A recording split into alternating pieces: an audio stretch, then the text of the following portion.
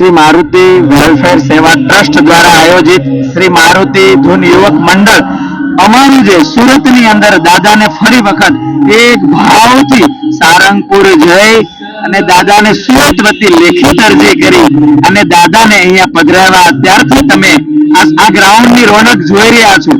અહીંયા દાદાના દર્શન કરવા માટે આ જે મેળાવડો છે એ ગઈકાલે, પહેલા તો શોભાયાત્રાની હું તમને વાત કરું, સુરતના સૌરાષ્ટ્ર વિસ્તારને વિંધતી 2000 ઉપરાંત પોથીઓ માતાઓ મસ્તક ઉપર ધારણ કરી અને આ પંડાળ સુધી પહોંચ્યા। એ પોથી યાત્રાની અંદર 50 થી 60 હજાર ભાવિક હરિભક્તોએ એ લાભ લીધો અને બહુ ધામધૂમથી એ પોથી યાત્રા આવી।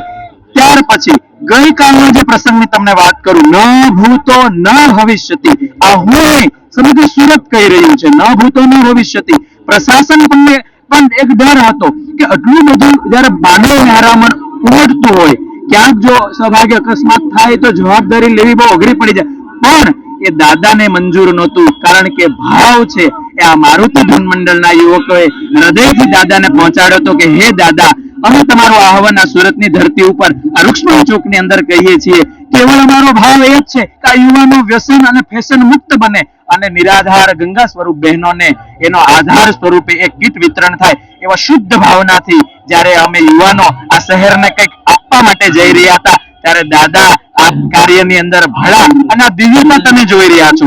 આજ અત્યારે રાત્રિના 10:15 વાગ્યાનો સમય છે, પણ માનવ મહેરામણે અટકવાનું નામ જ લેતો નથી। ગઈકાલે 30,000 માણસો આશરે ઘરે પાછું ગયું અને 1.25 લાખ ઉપરાંત એ ભાવિક ભક્તોએ આ સભા મંડપની અંદર એ કથાનો લાભ લીધો। એ ડીજેના તાલે ખૂબ ભક્તો ઘૂમા છે। અહીંયા રક્તદાન કેમ્પ છે, અહીંયા સર્વ રોગ નિદાન કેમ્પ છે, સુરતના તજજ્ઞ ડોક્ટરોની ટીમ એ સેવા આપી રહી છે। અને અત્યારે કાલે દાદા આવ્યા હોય અને બાપ આ તો સુરત છે, સુરત ક્યારેય દાદાને ખાલી હાથે મોકલતું નથી। આ સુરતની માતાઓનો ભાવ હતો, આ મંડળના યુવાનોનો ભાવ હતો। કાલે દાદા પધાર્યા તો દાદાને આપણે શું જમાડીશું? તો દાદાને આપણે ફળ જમાડવા છે। 84 ઉપરાંત આઈટમો, 20,000 ઉપરાંત કિલોનું ફ્રૂટ એ આપ દાદા સમક્ષ ધર્યું છે અને દાદા ખૂબ ભાવથી જમવાના છે। પણ દાદા તો તનકી જાણે મનકી જાણે, જાણે ચિતકી ચોરી, એ ક્યાંયનું ઉધાર રાખતા નથી। આજ દાદા જમશે અને આજ પ્રસાદ ગઈકાલે સિવિલ હોસ્પિટલમાં, જરૂરિયાતમંદોને, વૃદ્ધાશ્રમમાં, અનાથ આશ્રમમાં અને આ દાદાના ભક્તો જે પ્રસાદ જમવાના છે એવું સરસ મજાનું આયોજન અત્યારે ત્રાદૃશ્ય આ મંડળની આ પંડાળની અંદર થઈ રહ્યું છે। આવું સરસ કામ મારુતિ ધૂન મંડળ કેટલા વર્ષોથી કામ કરે છે।